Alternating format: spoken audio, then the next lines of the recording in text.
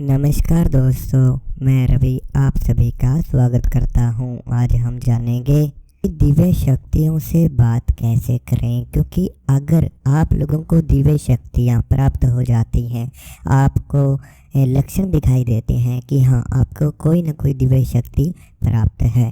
आप लोगों को कैसे प्राप्त होती हैं? ये जो आपके इष्ट देव हैं, यही आप लोगों को दिव्य शक्तियाँ प्रदान कराते हैं। आपके कर्मों के अनुसार, पिछले जन्म के कर्मों के अनुसार, आपकी भक्ति के अनुसार वह भगवान आपके अंदर एक वो शक्ति देखते हैं, एक वो भावना देखते हैं कि आप अपनों के साथ साथ औरों की समस्याओं को कितना समझते हो। आप लोगों के अंदर वो घृणा नहीं होनी चाहिए।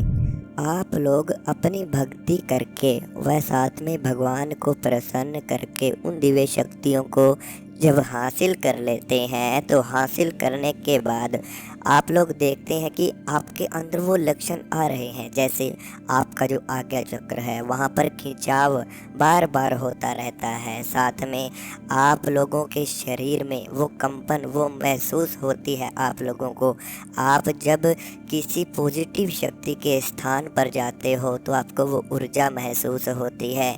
आप लोगों को 24 घंटे अपने आसपास किसी न किसी के होने का एहसास होता है। वह साथ में आपको सपने में सांप दिखाई देते हैं, आप लोगों को शिवलिंग नज़र आते हैं। तो बहुत से कारण जब आपके शरीर में दिखाई देना शुरू हो जाएं, तो आप लोग समझने लगते हैं कि आपके शरीर में वो दिव्य शक्तियाँ आना अब शुरू हो चुकी हैं। तो उसके बाद आप लोग कैसे उन शक्तियों का इस्तेमाल करते हैं, कैसे उन शक्तियों से लाभ प्राप्त कर सकते हैं, वो हम आज आपको बताएंगे। क्योंकि होता क्या है कि आप लोगों को वो शक्तियाँ तो प्राप्त हो जाती हैं, लेकिन फिर भी आपके घरों में दुख ही दुख रहते हैं, आप उनका इस्तेमाल ही नहीं कर पाते। कुछ संकेत तो आपको सपनों में मिल जाते हैं कि जैसे आप कोई अपनी समस्या को, अपने होने वाली परेशानी को अपने देवता से जब पूछते हैं, तो सपनों के द्वारा कुछ परेशानियों के संकेत तो आपको प्राप्त हो जाते हैं। लेकिन फिर भी देवी देवताओं से बात आप लोग नहीं कर पाते हो, अपने इष्ट देव से बात नहीं कर पाते हो, उन दिव्य शक्तियों से आप लोग बात नहीं कर पाते हो।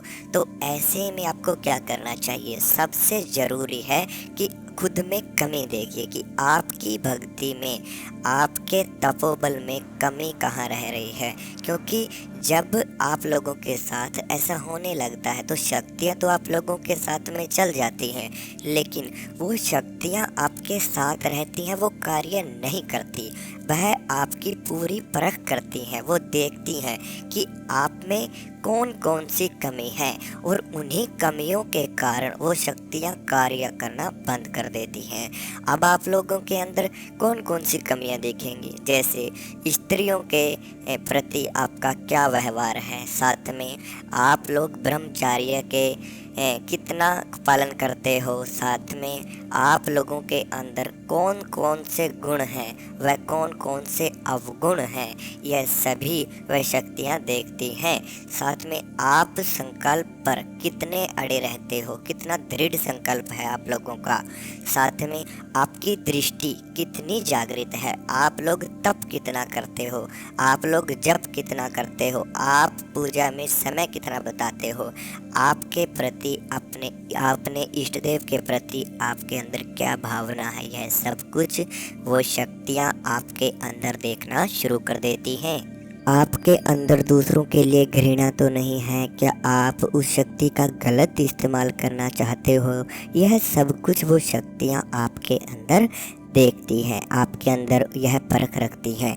उसके बाद आप लोगों का तप देखा जाता है कि आपके अंदर वो सहन शक्ति है, क्या आप वहाँ तक पहुँचे हैं कि आप उन शक्तियों को महसूस कर सकें, उन शक्तियों की धुन को समझ सकें। क्योंकि अगर आप अपने देवी देवताओं से, अपने इष्ट देव से प्यार करते हैं तो आप उनके हर संदेश को समझेंगे, उनके हर संकेत को आप लोग अपने दिमाग में बिठाना शुरू कर दोगे, उनकी भाषा आप लोग समझने लगोगे। तो ऐसा कब होगा? तो देखिए, आप लोग ज़्यादा से ज़्यादा मंत्र जप करें। आप कोई मंत्र ले सकते हैं या फिर आप ज़्यादा से ज़्यादा गायत्री मंत्र का प्रयोग करें। जितना ज़्यादा गायत्री मंत्र आप लोग जपेंगे, आप लोगों की दृष्टि जागृत होना शुरू हो जाएगी। जैसे जैसे आपकी दृष्टि जागृत होगी वैसे ही आप लोगों को अनेक प्रकार के अनुभव होना शुरू होंगे। जैसे आपको धुन सुनाई देना शुरू हो जाएगी, वह धुन उस मंत्र की भी हो सकती है। जैसे आपको गायत्री मंत्र भी सुनाई दे सकता है। साथ में आप लोगों को ब्रह्म मुहूर्त में भी गायत्री मंत्र सुनाई दे, आप लोग ब्रह्म मुहूर्त में आपकी नींद खुलनी शुरू हो जाएगी। साथ में आप लोगों को ओम की ध्वनि भी सुनाई देना शुरू हो जाती है। और जब आपको ओम की ध्वनि सुनाई देती है तो आप लोगों की दृष्टि जागृत होना अपने आप ही शुरू हो जाएगी। ओम की ध्वनि सुनाई दे सकती है, बांसुरी की धुन आप लोगों को सुनाई दे सकती है। तो इसी प्रकार से आध्यात्मिक आवाज़ें आप लोगों के कानों में आना शुरू हो जाएंगी। और जब यह सब चीज़ें होना शुरू हों तो आप लोगों को यह बिल्कुल भी नहीं समझना है कि अब आपकी दृष्टि जाग चुकी है, अब आप लोगों को ज़्यादा आसन पर समय बिताने की ज़रूरत नहीं है। ऐसी गलती आप लोगों को बिल्कुल भी नहीं करनी है, बल्कि जब आप लोगों के साथ ये अनुभव घटित होने लगे तो ज़्यादा से ज़्यादा समय ही आप लोगों को अपनी भक्ति व पूजा पाठ में देना होगा। उस मंत्र पे आप लोगों को ज़्यादा से ज़्यादा समय बिताना होगा।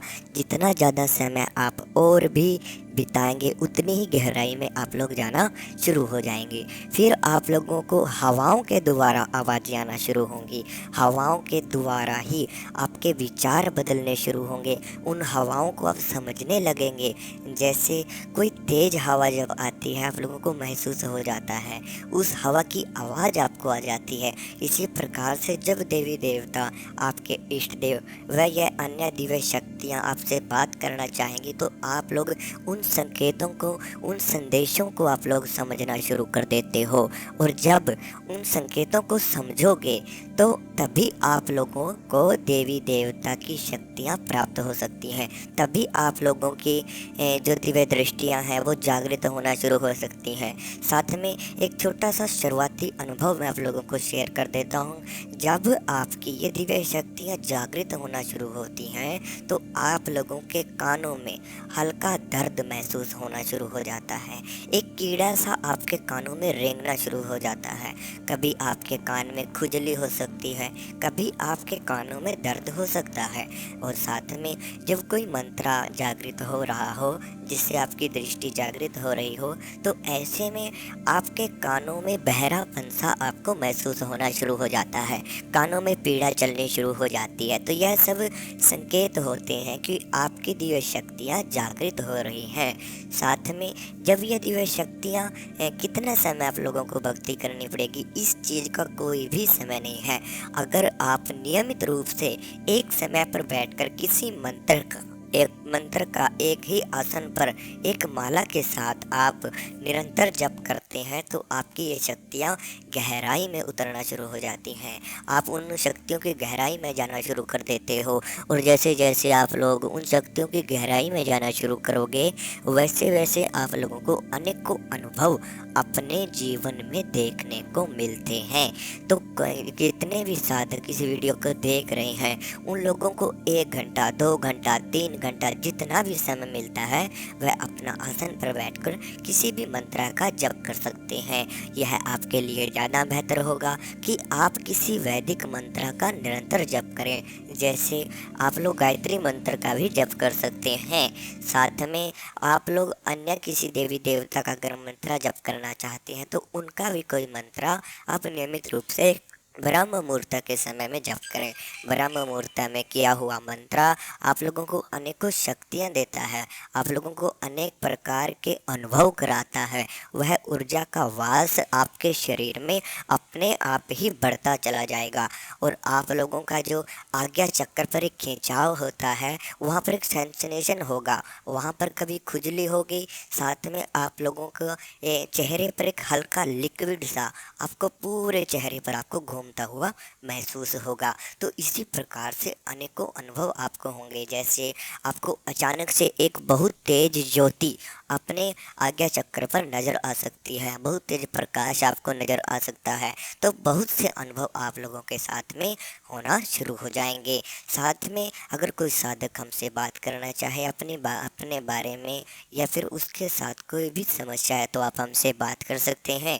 बात करने के लिए हमने स्क्रीन पर व्हाट्सएप नंबर दिया हुआ है, आप अपनी समस्या जाकर व्हाट्सएप नंबर पर बता सकते हैं। साथ में अगर वीडियो अच्छी लगी हो तो हमारे चैनल को सब्सक्राइब जरूर करना। हम मिलते हैं कल आपको एक नई वीडियो के साथ।